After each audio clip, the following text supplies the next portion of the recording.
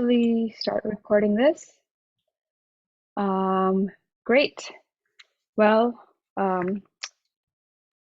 welcome to 127 227A, the very first lecture. I'm really sorry to be doing this over Zoom, but I have a cold and I have a negative COVID test, multiple negative COVID tests actually, but it still seemed unwise to come physically to campus. So today's first lecture is on Zoom. I'm really sorry about that. I will hopefully be back in person by Tuesday, and we'll have lectures in person going forward.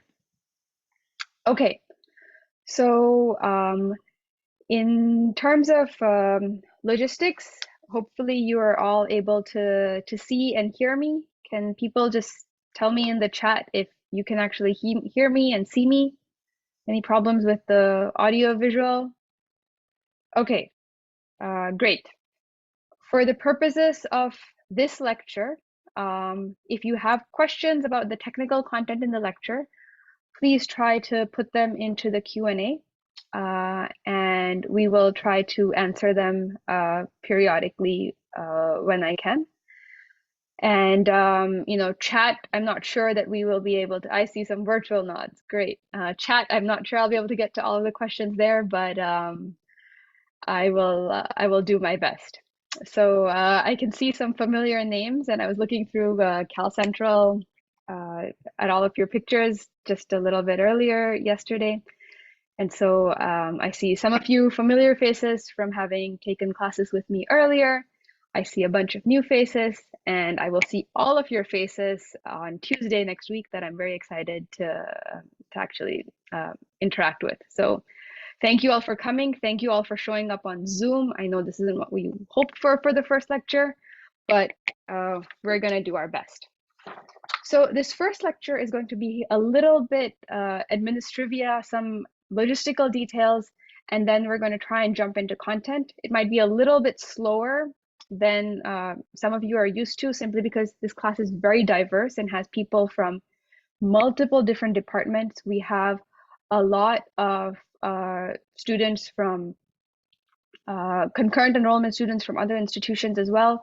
So I want to try and, make sure that the logistics are clear, because for people who've been taking a lot of Berkeley classes, this is kind of standard, but there's a lot of people who have not taken classes in our department at Berkeley yet. So with that, let me share my screen.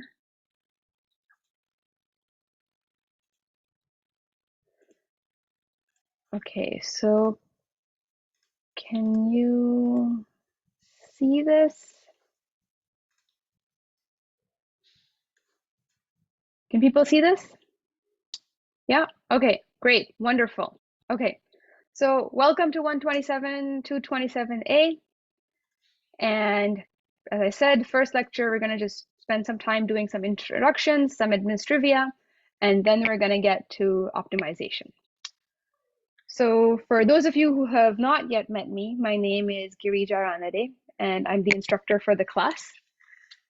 I will have office hours. I will try to have office hours every Tuesday and Thursday right after class. One of these will actually be in my office. The other one, I will just try to hang around outside the lecture space, so that people don't have to walk across campus, and try to answer questions right outside the lecture hall, or maybe in the courtyard around Haas. So that's the plan for office hours. Please come. You'll be surprised at how few people come to office hours. It's great to actually meet and talk with all of you, and it can be a very valuable experience for both me as well as for all of you. So my research is largely in the area of control theory and information theory, and I end up using a lot of optimization in my work on a regular basis. And to me, optimization is, more than just a subject. It's actually kind of, I think of it in some sense as a language, or a way of being. And in this class, if more than anything else, then I don't want you to necessarily memorize some formula or learn some notation, but it's this way of engineering thinking of how can you take a general real world problem and think about it from this optimization framework. If you can learn to incorporate that style of thinking, I think that will be a great takeaway that I'll be very happy if everyone gets from this class. And so we're going to be talking about mathematical formalizations of different kinds of problems. And we're going to talk about different solution concepts for each of these different types of mathematical formalizations. And you may have all heard this, the idea that, every model is wrong. There's always some gap to reality, but some models are useful. And what we're going to try and do is we're going to try and make these kind of abstractions that are useful and focus on the ones that we can solve elegantly and mathematically in this class. Okay, so a little bit more information about me. Before I started as a professor here at Berkeley, I was a researcher at Microsoft Research in Seattle, working in the AI group. I was working on a variety of different projects, some in robotics, some in control, as well as some research in misinformation, so kind of a different series of topics in the general space of AI. After that, I started here on the faculty. I got my PhD as well at Berkeley, so I'm an alum, like many of you will soon be. And before that, I got my bachelor's degree at MIT in Boston, so I've spent some time on the East Coast as well. I originally am from India, which is where I grew up, in the city called Pune, for those of you who might be familiar. And so that's me. But I'm only really one part of the class and one face of the class, and there's many, many others who will be, the heart and soul of this class that we will all be relying on. And whoops, where did this? So I wanted to get to introductions for all of the remainder of the staff, and then we will start with some logistics. So I'll stop sharing the screen so that people can start talking. And let's go for the order that people are on my screen. So there's a lot of staff. They're all amazing. We had many applications for staff, and I'm really excited that these folks are here. They care a lot. They come from a lot of different research areas. They're different years. They have different interests. Get to know them. They are valuable resources. Let's start with Aryan. Hey, my name's Aryan. I'm currently a junior in eecs. I am involved with robotics research, and I often use optimization in the context of machine learning. Yeah, feel free to chat about any of these topics with me. Okay, eecs. Hi, everyone. My name is eecs. I'm a senior studying computer science and math. I'm from Toronto originally, but I've been in Berkeley now for 3-4 years almost. My research is focused on correcting RL agents with natural language feedback. And one of the ways optimization shows up is in the feedback cycle. So the feedback cycle largely looks like a cooperative iterative game where both the agent and the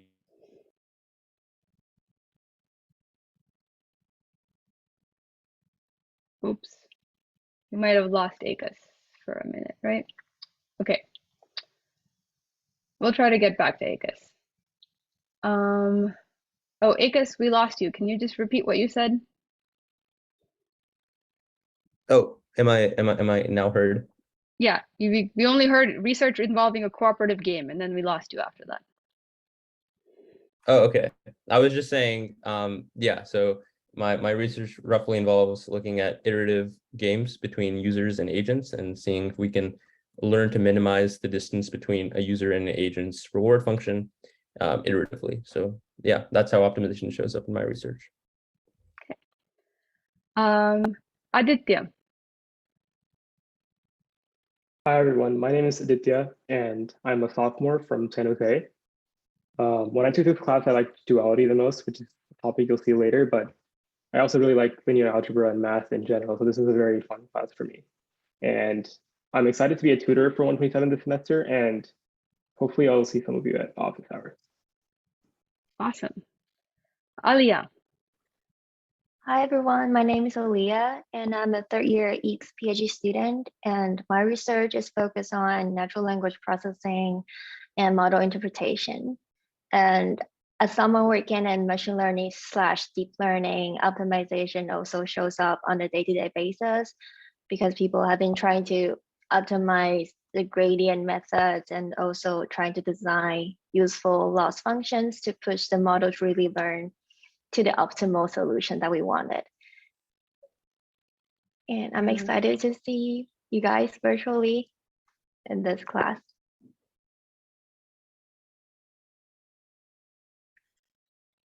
Dhruv.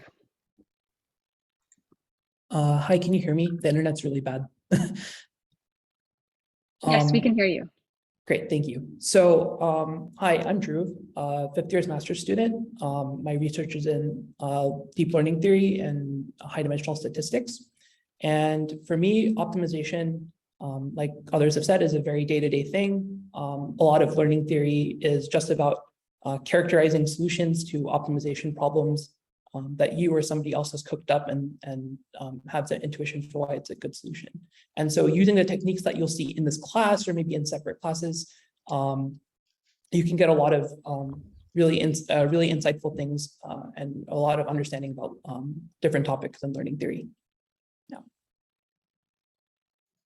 Yeah. Joseph. Hello, I'm Joseph. I'm a third year studying eecs. I really enjoyed 127 when I took it because it covered a lot of super interesting algorithms for optimization problems that pop up all over the place in the real world. And it also helped me a lot when I was taking 189 and when I was doing my research in deep learning. And I hope to meet you all throughout the semester, and I hope you guys have a great time in 127. I think Tarun is next. Hi, I'm Tarun. I'm a 6th year grad student in CS. I work on taking graph problems. So if anyone's taking CS 170, Max Flow is one of them. So you take graph problems which are very discrete, but then view them as a convex optimization problem, and then curate faster convex optimization algorithms for them. And yeah, I'm excited to talk to you more about anything related to optimization. Great, thank you. Yuki.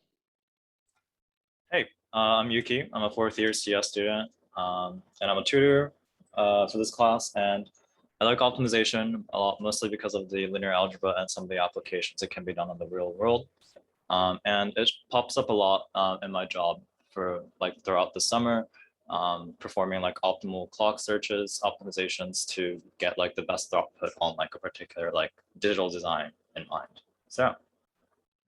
Awesome. And Utkarsha, I think that's the last person. Yeah, I think so. Hi, everyone. I'm a 5th year PhD student in eecs, and I work on distributed energy resources. So things like solar rooftops or backup batteries or EVs, and how they can help make the grid greener. And the way optimization shows up in my research is that all energy markets essentially have an optimization problem running to solve them. So you've got a bunch of different generators located in different places. There's all of us located in our homes, plugging in our devices. And there's an optimization problem which is trying to minimize the cost of producing that electricity while ensuring that the flow of energy stays within safe bounds on the distribution and transmission network. And yeah, and that's how it shows up. I'm super excited to be part of this class staff and look forward to meeting all of you.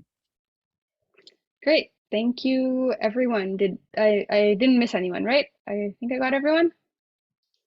Okay, great. Well, thank you, course staff. You are the heart and soul of this class, and students, you should always be thankful for these people. Probably all the good things that happen in the class are thanks to these people that are standing in front of you.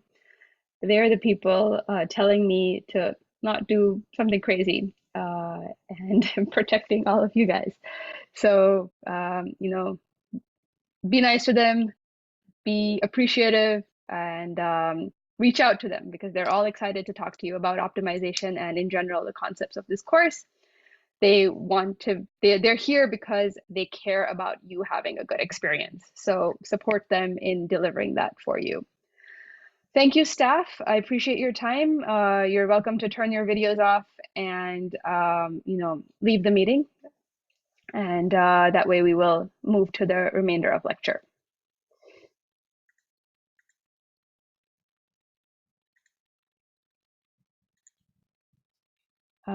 eecs, I'll ask you to participate remotely as well. eecs is thankfully going to stick around and help answer questions in the Q&A for the technical parts of the lecture. So thank you to eecs for supporting this Zoom lecture. Okay,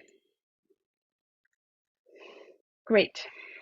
Now, questions would be preferred in the Q&A. Chat is too chaotic for us to be able to really answer.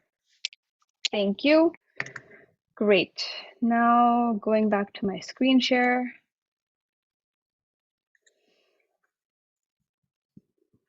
So some few logistics, I'm going to go through them quickly so we can get to material fast. Hopefully this is all familiar to you, but for the few people who are not here, who have taken a lot of classes at Berkeley, there's weekly discussion sections conducted by the GSIs. You will be asked to attend one discussion section a week. Discussions will start next week. There is a set of practice problems that has been posted for you for this week.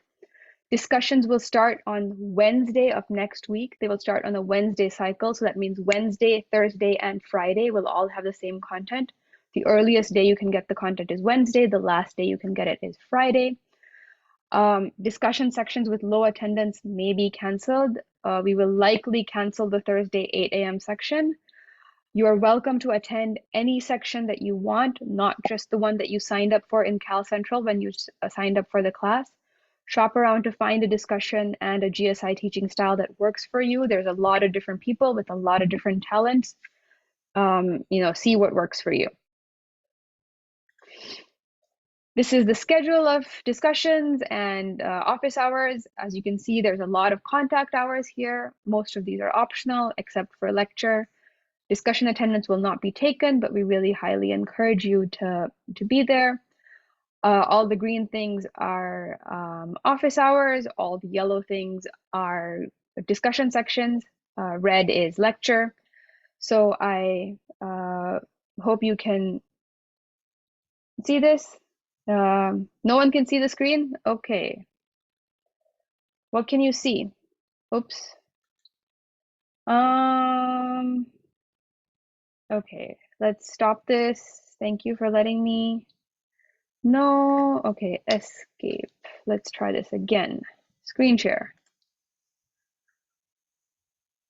Sorry about the Zoom lecture. This does not happen in real life. Can you see these now? Can you see the changing slides? Okay, wonderful. So this is the slide about discussions. No, you can't see the slides? Yes and no. I'm seeing different responses in the chat. Nope.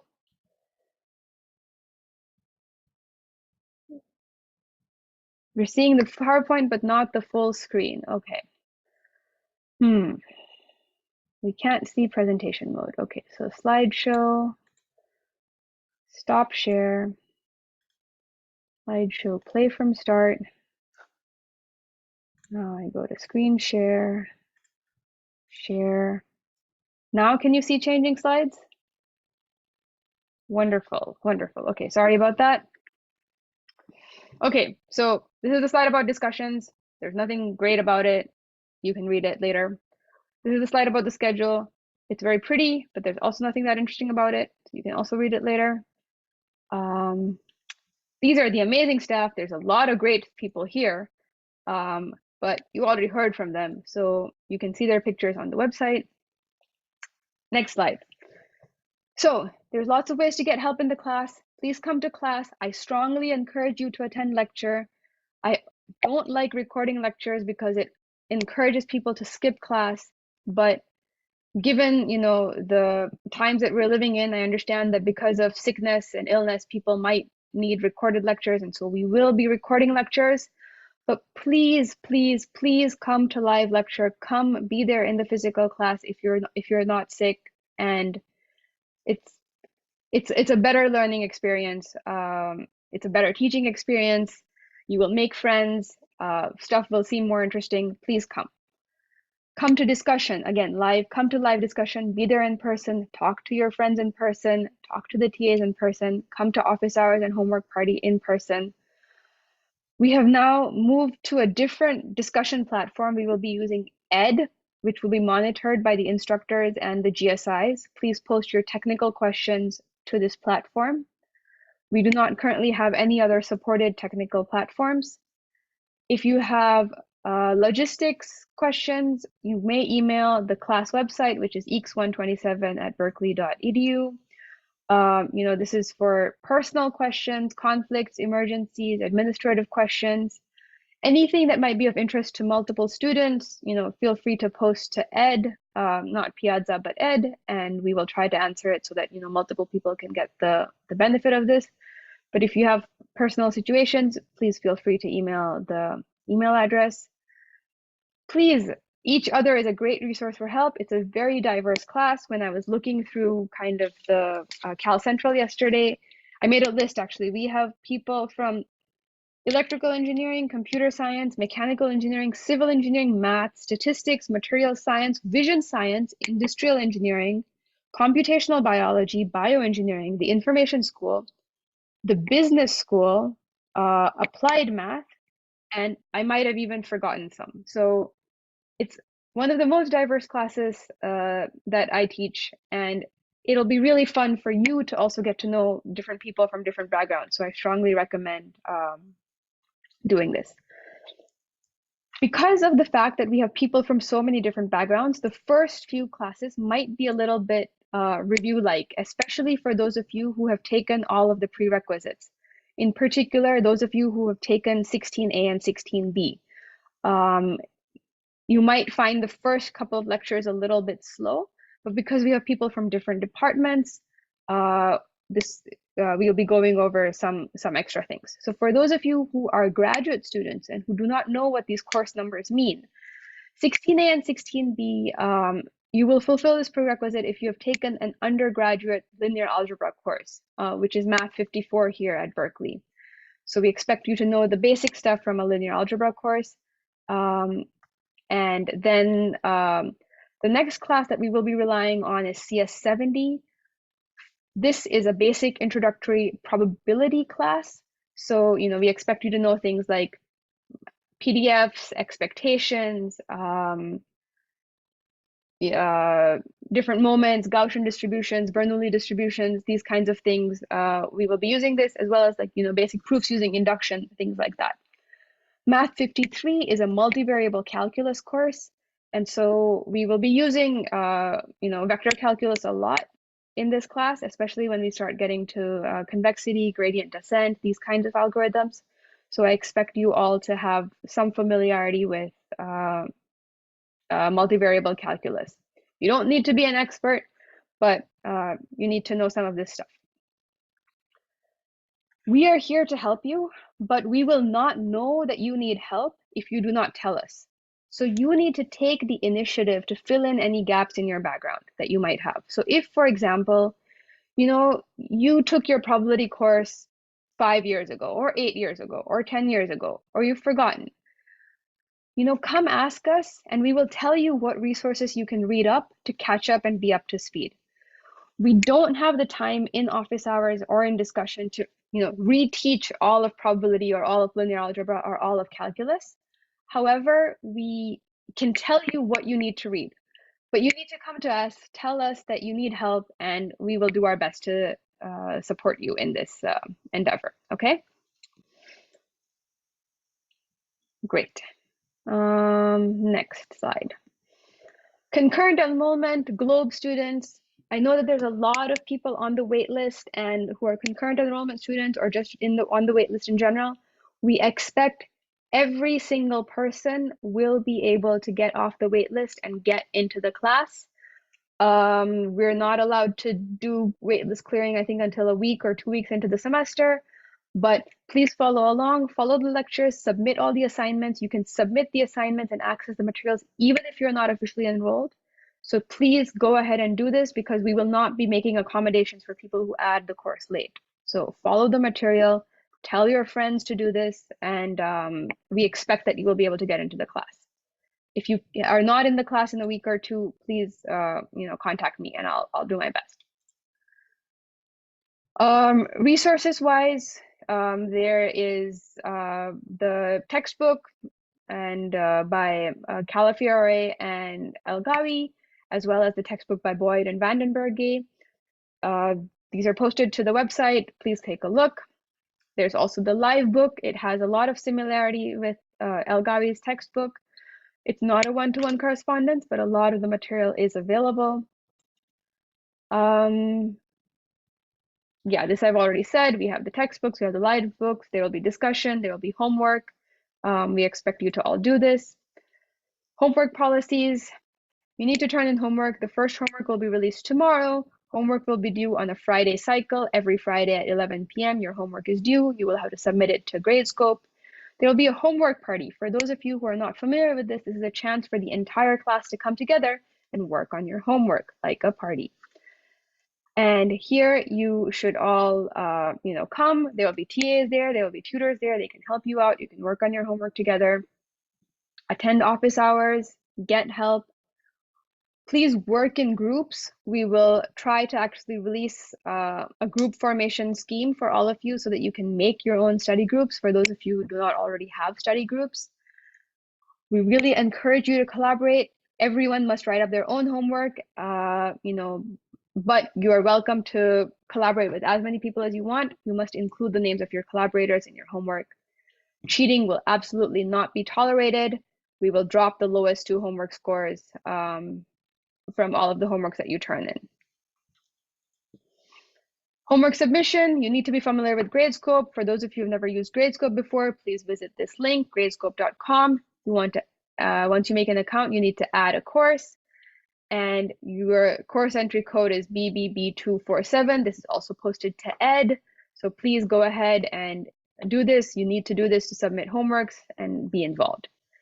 We will be using a self-grading policy. For those of you who are Berkeley undergrads, you're probably very familiar with this. For those of you who have not done your undergrad at Berkeley, this is a policy where you grade your own homework, and the grade that you get is the grade you give yourself. So we will be releasing solutions after the homework is due. You take the solutions, you'll be given a rubric, it is posted to the website. You compare your solutions to the official solutions and give yourself a grade. These will be due the following Friday. So when you're submitting homework 2, you will also submit self-grades for homework 1. You must submit self-grades to get credit for the homework. If you forget to submit your self-grades, that's effectively giving yourself a 0. So you have to submit your self-grades. This is basically a way to require you to look at the solutions. Otherwise, students never actually look at the solutions, and a lot of learning value that could be gained on the homework is lost. There will also be readers grading your homework. They will be spot checking to compare to make sure that people are not, grading themselves too highly or too poorly. So if you're consistently giving yourself more points than the reader gives you, we will scale down appropriately so that your scores are aligned. If you're consistently, being very hard on yourself and you're giving yourself very few points and the readers are giving you more points, then we will scale up your scores, okay? Good. There will not be a grace period for submissions. This is an upper division class. We expect you to be able to submit stuff on time. Is there a possibility of other homework parties? No, this is dictated by the room reservation schedule. This is the only time we have, unfortunately. Please, attend the other office hours if you can't make the homework party. I'm really sorry, but it's not in our control. Accommodations. We know that there's a variety of different students in this class. Different people have different needs, and we are committed to supporting everyone to make this class successful. So we would appreciate if you could send in DSP letters as soon as possible. It takes us some time to be able to accommodate or make arrangements that might be needed. So the sooner we get the letters and the information, the sooner we can kind of start acting on it. If you have some needs that you want to discuss privately, please come to my office hours or go to the head GSI's office hours. This would be Ali or Aryan. And, we can do our best to support you. You're also welcome to email the course email eecs127@berkeley.edu if you have any questions about this. Exam policies. There will be one midterm in this class. It will likely be the week of October 10th. We do not have a firm date yet because the department is backlogged on room reservations, so we do not know when this will be. It will be in the evening, sometime that week. Might have to change a little bit depending on what room and what days we get assigned. We don't have control, but we will let you know as soon as possible. The final exam will be in the standard slot. There will be no makeup or alternate exams. We will not be accommodating any exam conflicts. Time conflicts and courses are also not accommodated. Okay, last thing, we will be offering a final project option in this class. And so this will be an option to kind of do a mini research project. For those of you who are looking to get exposure to research, particularly undergrads, this is a great way to spend a couple of weeks taking a deep dive into a particular topic related to this class. These will all be announced in the second half of the class. You can choose to, complete a project, and if so, it will reduce the weight on your exams. So effectively, in many cases, it will end up boosting your grade. All of these details in terms of grading will be announced. They'll be posted to the website. This is not mandatory. If you're not interested in learning about research, you're absolutely not required to do this. But it's a way to get exposure to research if you would like to. Okay. Cheating. I have absolutely no tolerance policy for cheating. If you are caught cheating, do not expect to be dealt with leniently. We give you a formal definition for cheating. If you turn in any work done by another person as if it were your own, that will be considered cheating. You're welcome to collaborate and talk to each other, but everyone must turn in their own work. Do not cheat on homework. Do not cheat on exams. This is an upper division class. The whole point is for you to learn. So don't waste your time. Don't waste your morals by engaging in behavior that is unethical. Okay, finally, we can get to interesting stuff. I'm looking and seeing that there are some questions about logistics. Let me see if I can answer some of them. There are no makeup exams for the final and the midterm. Projects will be group-based. There will be no accommodations for time conflicts on the midterm. And that's it. Are there substantive differences in requirements between 127 and 227? Not really. Okay, enough logistics questions. This is getting boring. Let us try to get to actual content of the material.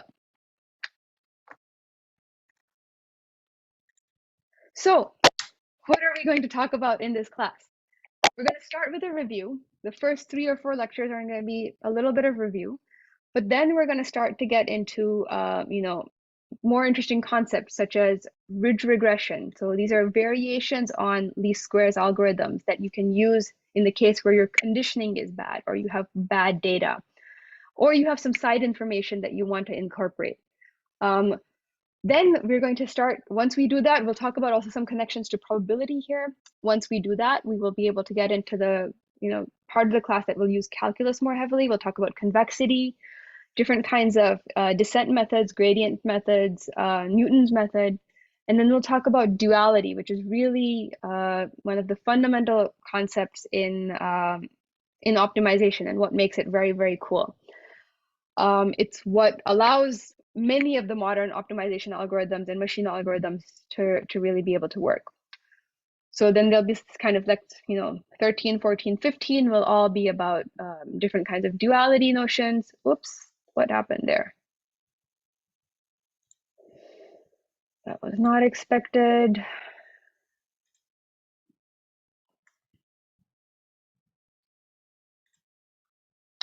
No one can see my screen now, right? Something went wrong.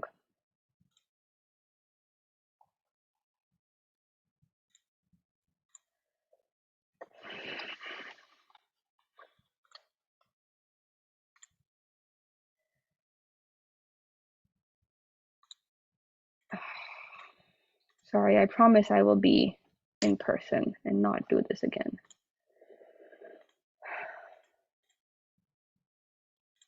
Okay, can you see this?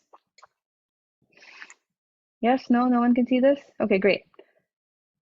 I don't know what's going wrong. Okay, well, anyway, all that I wanted to say was that at the end of the towards the end of the class, we'll be doing some optional topics. I'll be moving into some machine learning applications. We'll talk about some control applications, and there's a couple of lectures that I've left, to be decided on based on the class interests and what kind of feedback I get in office hours. Maybe we'll do some optional lectures connected to newer, more current research topics or connected to the research projects that we'll be offering. So there's a couple of current events, current topics that will be added on the at the end after we talk about LPs and QPs. Yeah, the screen share died, so I'm not sharing the screen anymore, but that was my last slide anyway. Now I'm going to move to the document camera, not the document camera, the iPad.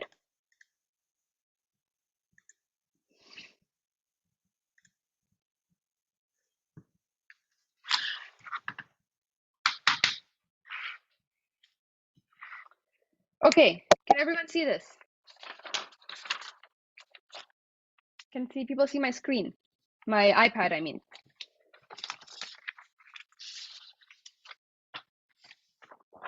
Great. Okay. So I'll start with basically an interaction that I had once with a high school student who was visiting Berkeley on campus preview day. And they asked me, well, what class do you teach? And I said, well, I often teach this class about optimization. And the student asked me, what? Like, what's a class about optimization? What does that even mean? Like, it's a technical term, it's a jargony term.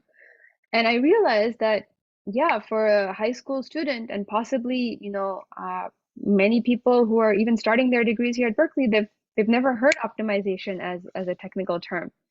We think of this as a concept, but it's not, people do not usually know what this is. And so optimization is a field that shows up in hidden ways in many different kinds of subjects. So for example, it shows up in control problems. So for those of you who've taken 16A and 16B, you've definitely seen control problems.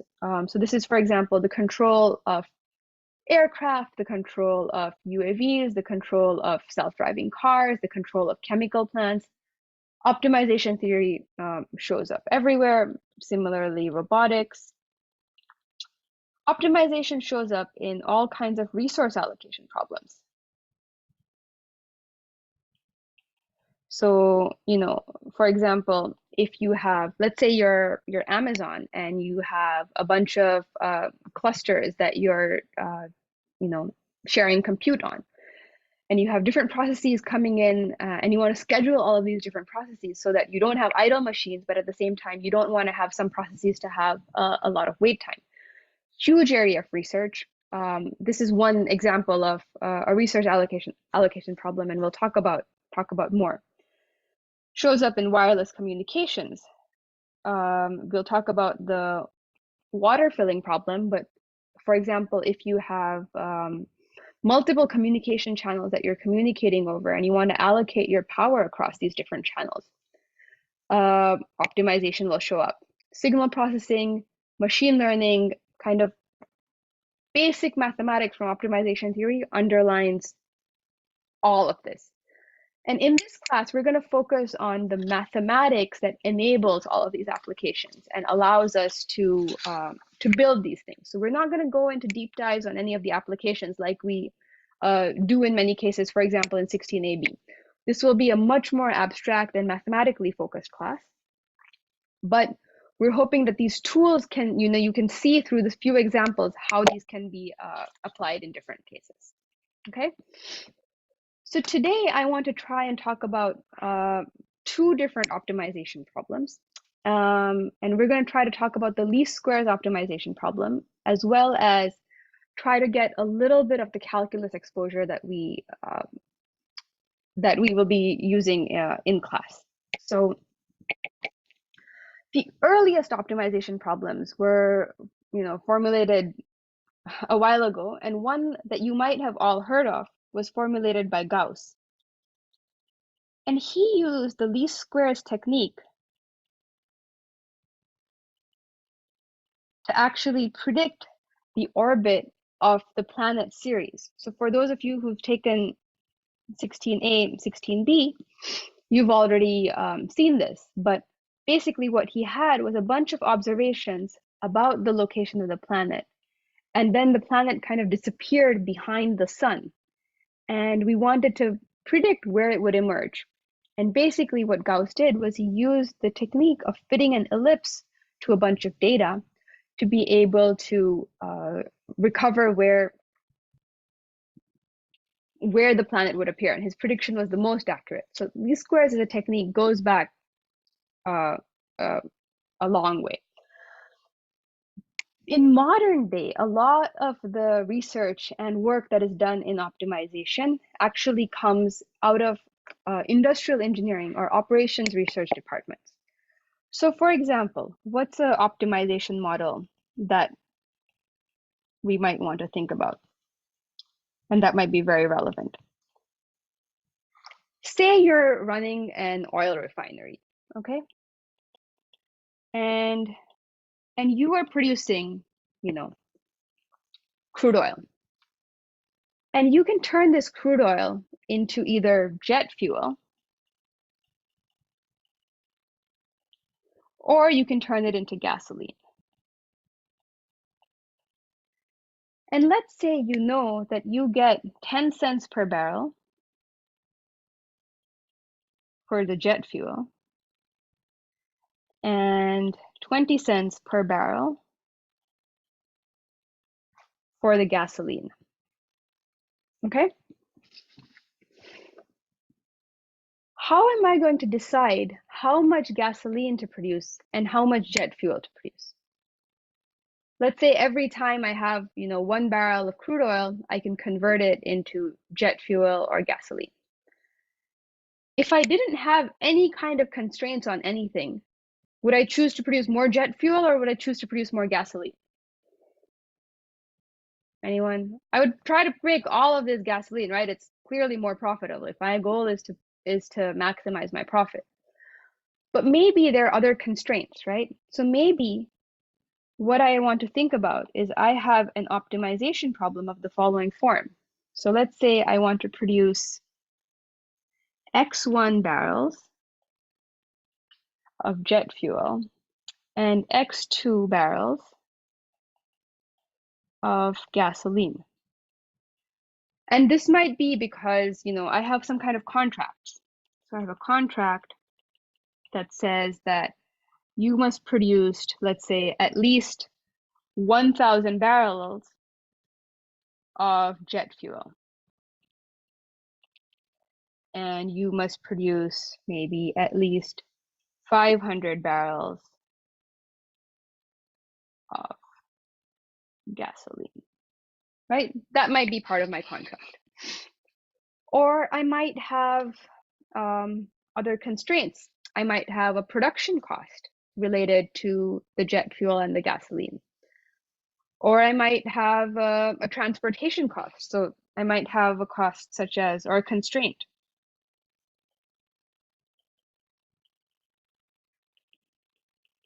So I might have something like, let's say I have, I have a certain number of trucks and I have therefore a total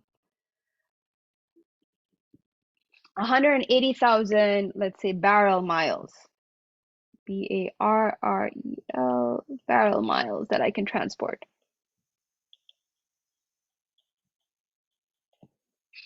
Right? And let's say to distribute my jet fuel, I have to drive 10 miles. But to distribute my gasoline, I have to drive 30 miles. Right? And let's say I have, how many crude oil barrels do I have? I'm making these numbers up, so I have, let's say, 10,000 barrels of crude oil, something like this, right? So now, let's say I want to write this as an optimization problem. Well, I can write this as I want to maximize my profit, so which is 0.1 times x1 plus 0.2 times x2, subject to some constraint, right? Subject to the constraint that, well, I have x1 plus x2 is less than or equal to 10,000, since that's the crude oil that I have. I want to have x1 greater than or equal to 1,000.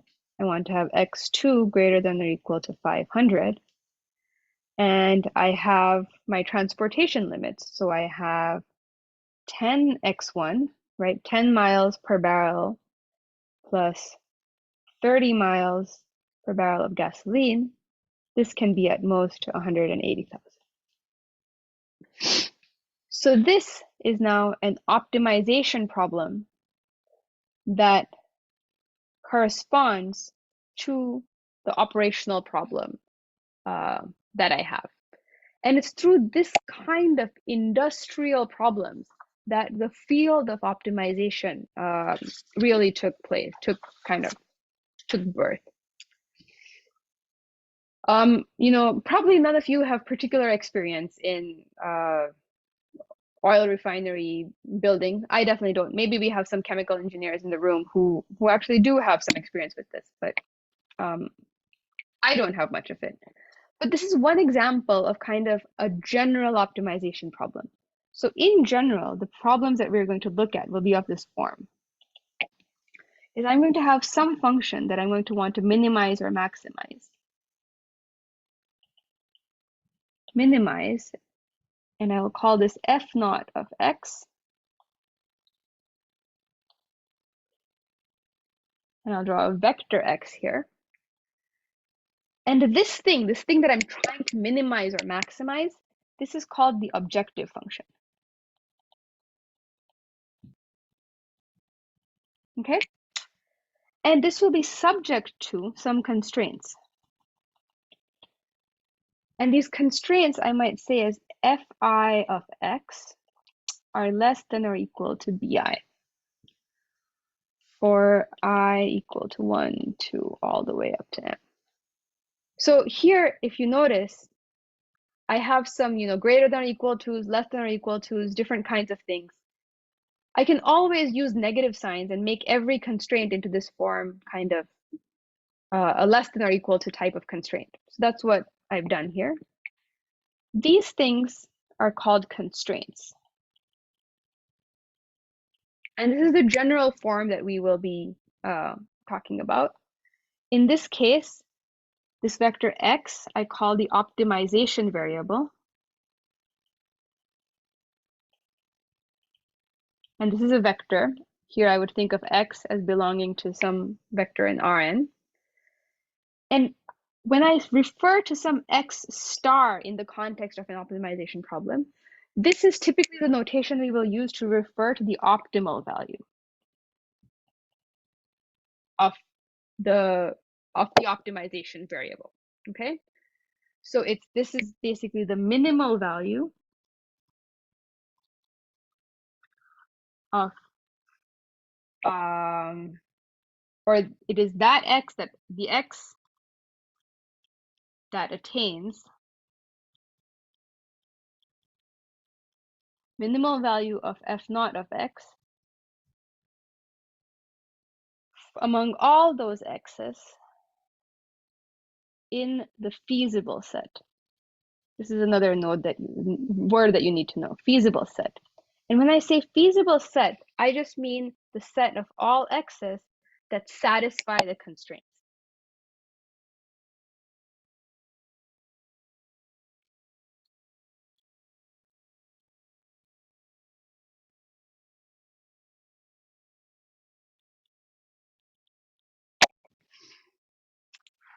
Okay.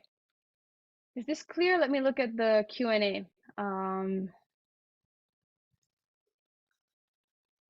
Any questions? No, no one has questions. They're all just logistics questions. Great. Okay, this is clear? Okay, I'm not going to answer any logistics questions right now, so don't ask them. These will all be answered on Piazza or Ed later. Okay, no technical questions? Great. Moving on. So let's see some examples of these optimization problems, okay? So many of you, for example, might have heard that there is a budget crisis in the university, in the department. You know, there's questions around which classes to offer, how can we possibly offer them? Well, this can be formulated as an optimization problem, right? So for example, let's say we have example. Optimizing course offerings. And here I'm going to do a simplified stylized version. You know, this is not exactly the problem that gets solved every semester, but it's quite quite similar. So let's say I have different courses that I want to offer. So for example, I have 127, I have 126, I have 130, I have 189, I have 161, whatever. I have a series of different courses that I'm thinking of offering. And I can offer these at different sizes, right? So I can open them up to a different number of students. So let's say I have X1 students, 127, X2, X3, so on and so forth. So these are the optimization variables. One sec. Ah, no, Siri, I do not want you to talk. How do I turn you off? You can turn me off in settings. Siri, please turn off. Go away. Go away, Siri. That may be beyond my abilities at the moment. Anyone know how to turn Siri off?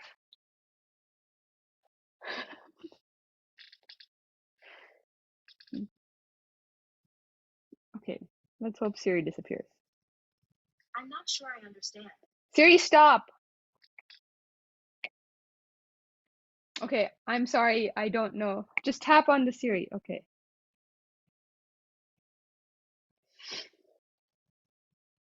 Okay, let me know if there's anything else I can help you with. Okay. Okay, ignoring the automated talking voice. Okay, back to our courses. We have these courses. We have each one, we have to decide how many students are going to be in each course. Let's say each has a certain number of credit hours.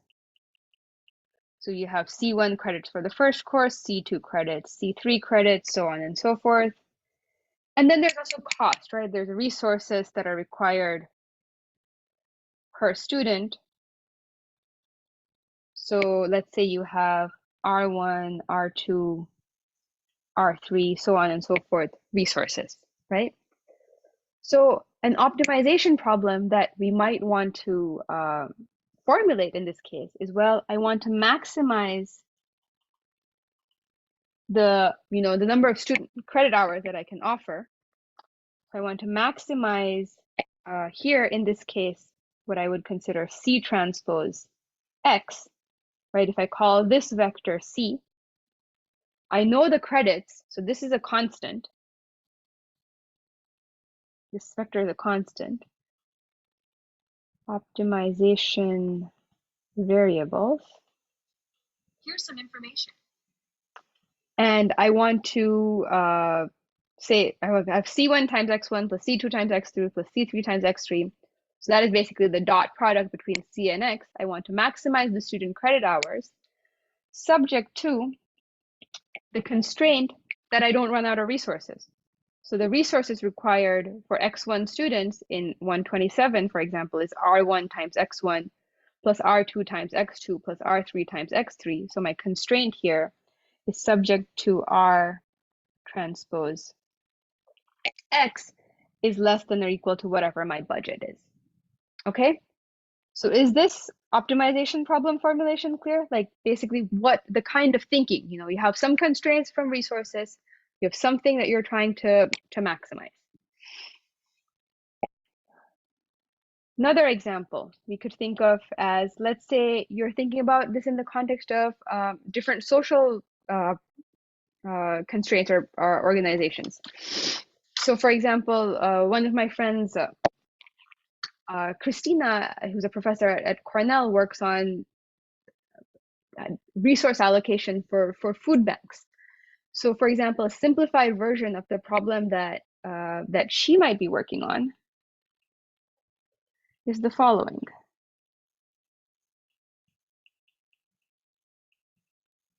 Is, let's say you have different locations of food banks. So location 1, location 2, so on and so forth. And let's say there is, you know, the fraction of goods that get used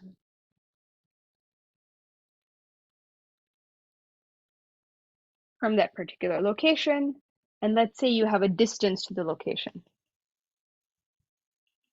So you have a limited ability to kind of deliver your stuff, right? Like for example, let's say I have a lot of produce here in Berkeley, but if it's needed in Boston, it might be infeasible for me to get it there. But maybe if someone needs it in San Francisco or Sacramento, maybe I can actually drive and deliver some of these things, right? So there's an optimization problem here on how much I can deliver. So let's say, you know, P1 fraction gets used at location 1, P2 fraction gets used at location 2, so on and so forth. But I have these distances that are I have to travel. So I have L1, L2, so on and so forth. So here I might try to do something like maximize P transpose X subject to a constraint of the form L transpose X less than or equal to some travel budget. Okay? So this is, for example, another kind of optimization problem.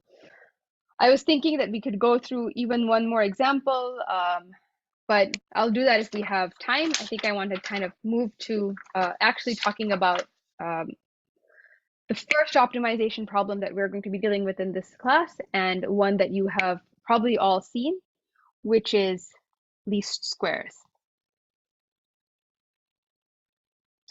So anytime you see someone saying that, hey, I applied machine learning to predict blah,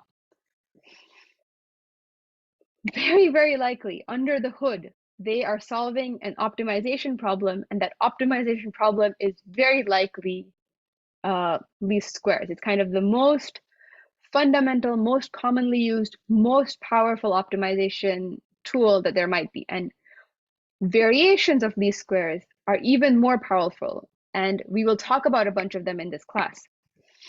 So fundamentally, what is this problem? Let's say I have some matrix A, and I have AX is approximately equal to B. And I want to find an X such that this is true, right? So when we write this as an optimization problem, we write this as minimize the norm squared of AX minus B over all X.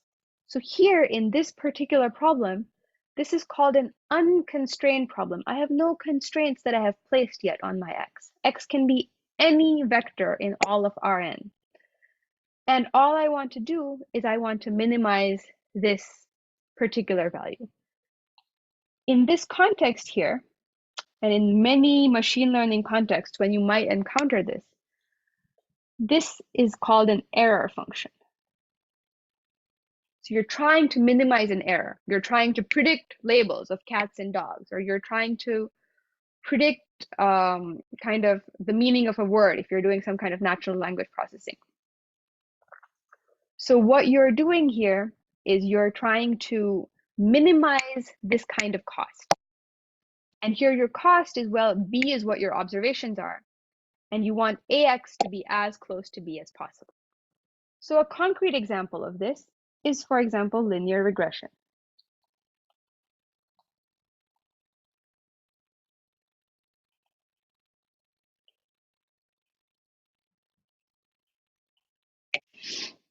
So in linear regression, let's say you have, some data points, right?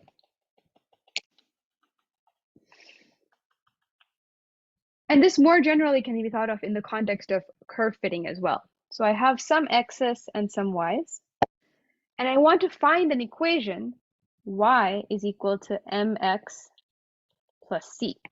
The data that I'm given are these pairs, x1, y1, x2, y2, all the way up to xn, yn. And I want to find this m and this c, which are my unknowns. Because once I know that m and that c, this will allow me to, let's say, draw a line through all of these points and figure out what is the best fit line, right? So if I had to write this in terms of a linear equation, I would write the following. I have my data points x1, x2. So first, let me write my vector of unknowns, m and c, right? These are my unknowns.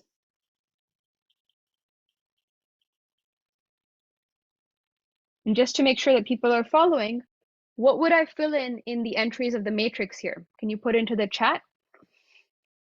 What would be, for example, the entry that I would fill in here? These would be the data points, right? So for example, I would write here, I would try x1 times m plus c. So since, c is being multiplied by 1, I just have to put a 1 here. This is equal to y1. x2, 1, this is y2, all the way up to xn, 1, gives me yn. So this is my A, this is my unknown vector x, and this is my B in the least squares problem, right? One way of thinking about this, another way of writing the same problem is basically I'm saying I want to find an M and a C to minimize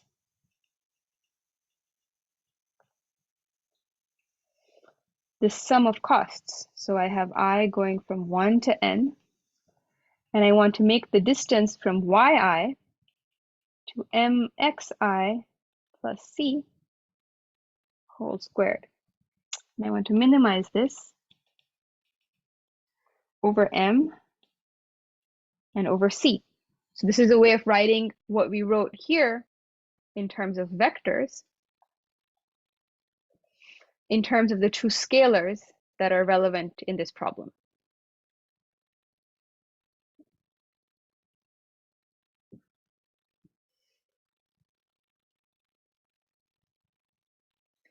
So what is one nice thing that we're noticing here about this particular quantity?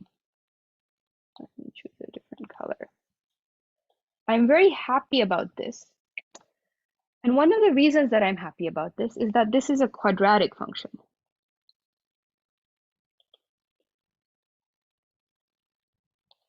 And why does the fact that this is a quadratic function make me happy? Quadratic functions are basically one example of things that are convex functions. And we'll go more into what convex functions are later in this class. but convex functions are basically functions where any local minima is a global minima. So basically, if you have this function that's shaped like a bowl, which is how a quadratic function typically is, if you find something that is a local optimum, so a local optimum or a local minimum is something that, well, this point is a minimum compared to the points in its local neighborhood. Convexity gives you the generalizability property that if you find a local optimum, this will automatically be a global optimum. And we're going to prove this once we get to the section on convexity. But this is just kind of a preview for you to think about. You know, in 16a, 16b, or even in your linear algebra class, you probably solved this least squares problem, but you didn't talk about this one problem as one example in a much bigger family of examples. And least squares is nice because it belongs to this family of convex problems. And it is, because it's quadratic, it's a convex function. Okay, so how in general do we solve this least squares problem? This is again review, and I'm going to go through it quickly, but just so that we make sure everyone's on the same page. How do we solve least squares? Just so that I can get a show of hands, how many people think that solving least squares is, you know, something that they would like to see a quick review of? And how many people think that they have seen it so many times that they would not like to see it again? If you would like to see a quick review of how least squares is derived, please write so in the chat.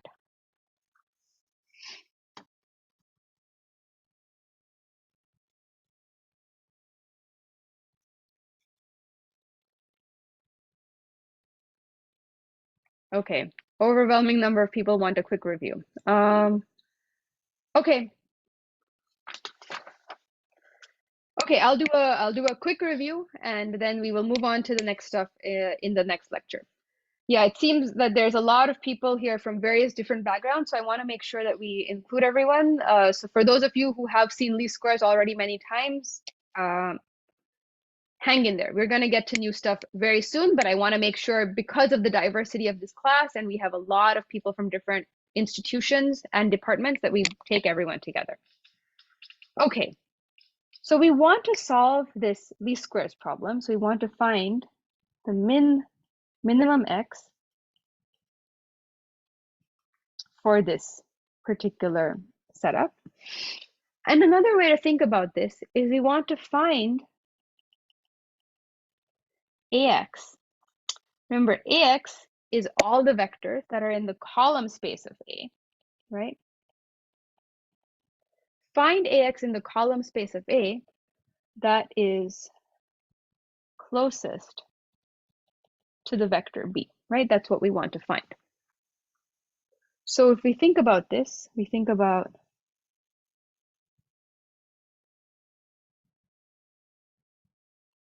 this column space of A, and we think about this vector B here. Now remember that column spaces are a subspace, right?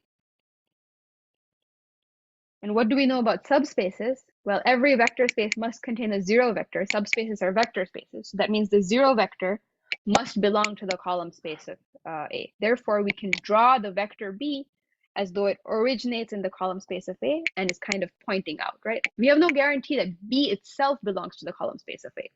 If B itself belonged to the column space of A, then this would have an exact solution, right? But we're looking for an approximate solution. B might not exactly be there. So we want to find that vector that is kind of in this column space that is closest to B. Is the problem that we're trying to solve clear to everyone? Yeah, everyone with me? Good. And so what do we know about kind of finding the closest point in this subspace? Here, when I'm trying to find whatever is closest here, we know that the orthogonal projection is where we want to go, right? So what I'm going to do is I'm going to say, let me now drop this perpendicular. Let me use a different color. This orthogonal projection.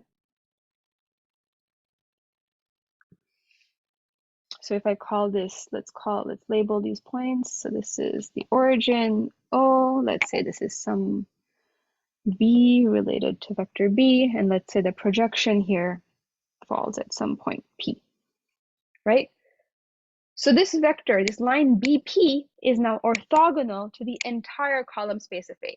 This means that the inner product between BP and any vector in the column space of A is going to be exactly 0. Okay? So if we call this, let's say, let's call this vector the E vector, right?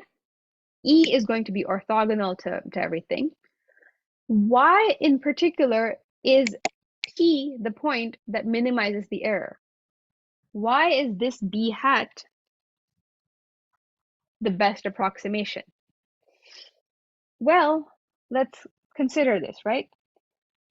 Let's say that there was some other point here. Let's call it Q.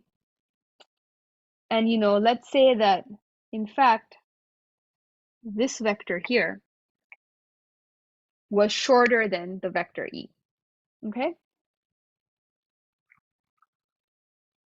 Well, is this actually possible? Is this purple line smaller than this green line here? And to see whether this is the case, let's consider the following right-angled triangle. So let's consider this triangle BPQ, right? So can everyone see that this BPQ is a triangle here? Yes, everyone? Like, can I get some virtual nods in the chat? Tell me if you're with me or not with me. The next week this will be solved because I'll see your faces in person, but I can't right now. Tell me if you're confused. Okay, you're with me. Great. So here we know that E, because of the orthogonal projection property, is actually perpendicular to this segment QP because QP lies in the column space, right? So BQP, triangle BPQ, is a right triangle with the right angle at P, right? Therefore, BQ is the hypotenuse of this right triangle, right? And what do we know about the hypotenuse of a right triangle? We know that it's always the longest side, right? So no matter what Q I choose, BQ is always going to be longer than BP, which is why this orthogonal projection is the closest point to be in this column space, right? So what we have just argued is that BQ, or for any other point belonging to column space of A, BQ is strictly greater than BP. Therefore, P, which is the orthogonal projection,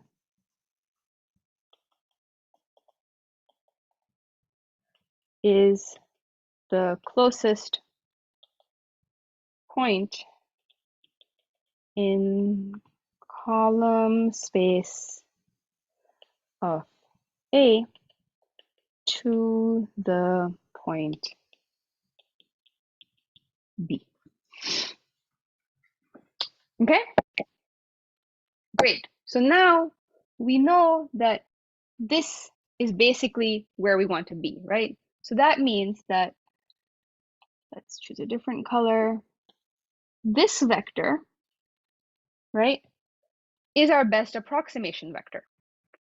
This vector that I've just highlighted in blue is the vector that lies in this column space. Remember, it has to lie in this hyperplane. It's the closest vector to the vector B that lies in this hyperplane. So how do I compute what this vector OP is, right? So this is what I want AX to be. And this is my error vector, right? So I want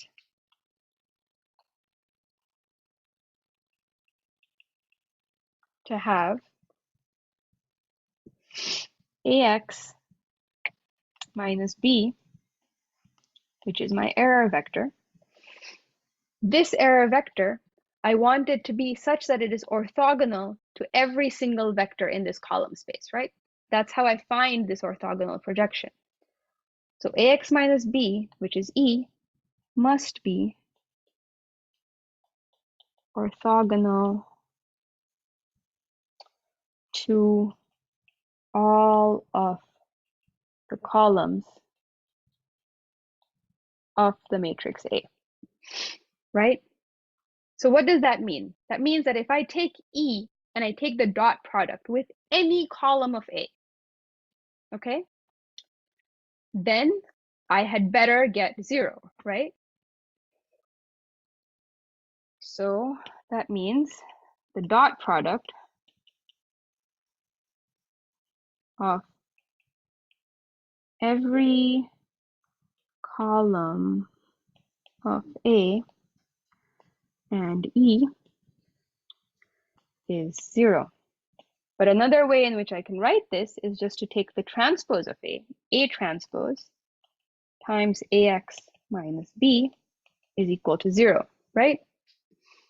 Basically, by taking A transpose, I have turned all of the columns into row vectors, and now I can just take this, straight inner product, A transpose times AX minus B equal to 0.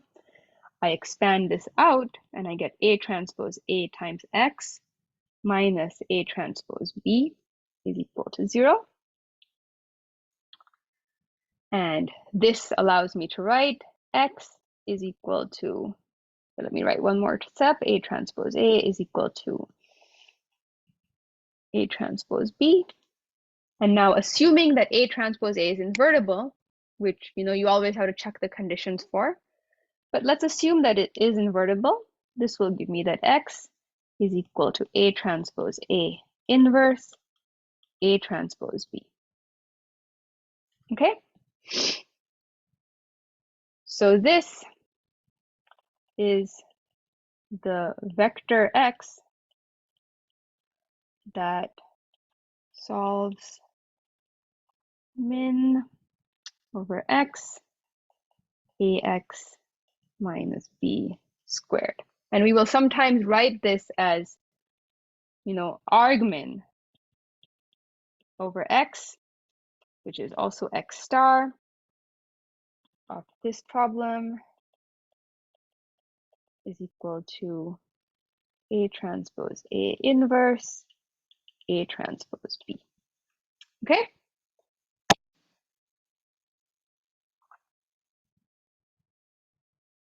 So basic quick review of least squares. I went pretty fast because I've assumed that most people have seen this before. If you haven't seen this before, if this was kind of fast, I'm going to have office hours right after this lecture. So, please hang around and I can go through this a little bit more slowly, a little bit more in detail. Next week, I will have office hours in person because I will not be sick. And then you can ask me more questions. I can also give you pointers on what you can review if some of this is shaky and you've forgotten some of your linear algebra. We're at time, and I will look forward to seeing all of you in class in person on Tuesday. Any questions? Let me look through the Q&A, see if there is any.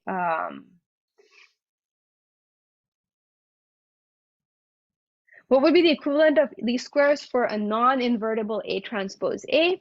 That would be on a case-by-case basis. First, you would have to remove the redundant rows in A and be able to solve it. Basically, first remove the redundancy in the equations, and you could still get a way of solving this. What is the difference between min and argmin? Min, so this is a good question. So when I say what is the minimizing value, so in general, the minimum, I'm looking for the minimum of this function of x. The argmin is that x which achieves the minimum. So this x star is the argument. It's the argument of the minimum, which is abbreviated as argument. So argument stands for argument of the minimum. Okay, so that's a good question. Other questions? Let me put a link into the chat so that you can join my office hours. If you would like to, I will hang out on this link for a bit, but if you want to, turn your videos on and be there, I will host office hours in my personal Zoom room. So please feel free to join that in a couple of minutes after this Zoom shuts down, but I'll stick around and answer questions here for a little bit. Thank you everyone for tolerating this first Zoom lecture. I'm sorry I got sick. I will not be sick next week. Looking forward to seeing you then. Thank you.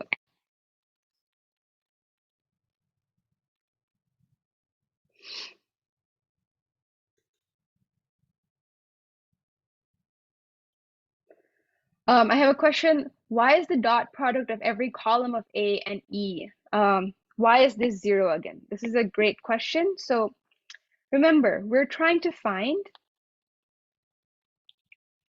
the point in this hyperplane that is closest to this vector B, right? This vector B is represented by this point capital B. Now, what we just argued is that because this triangle BPQ is a right-angled triangle, BP is always going to be shorter than any other segment BQ. So P is the point that we want to find because we want to find that closest point. So now I want to find basically an equation or a vector representation for the point P such that BP is orthogonal to every vector in this space. But we know that every vector in this space is basically a linear combination of the columns of A, right? So because of that, if this particular vector is perpendicular or orthogonal to every single column of A, then it will be perpendicular to every single linear combination of the columns of A. That is why we need the dot product of this error vector E to be orthogonal to every single column of A. Okay, so that's why we get this A transpose times E to be 0, and E is just AX minus B. Does that answer the question for the person who was asking it? Great. Is there a difference between the vector, between the E vector and A transpose? Yes, the E vector is defined as AX minus B is equal to E, and A transpose is literally just a transpose of the matrix A.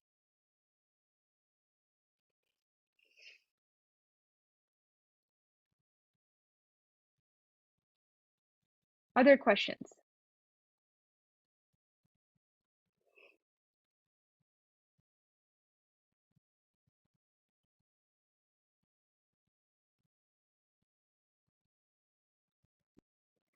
Thank you, eecs, for answering all of these questions in the while I was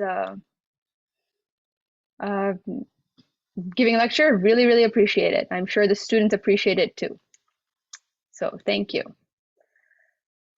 Okay, well, I don't think there's other questions here. I will hop on over to the other Zoom room so we can be more informal. It won't be recorded and have office hours there. Thank you, everyone, and look forward to seeing you next week. Bye.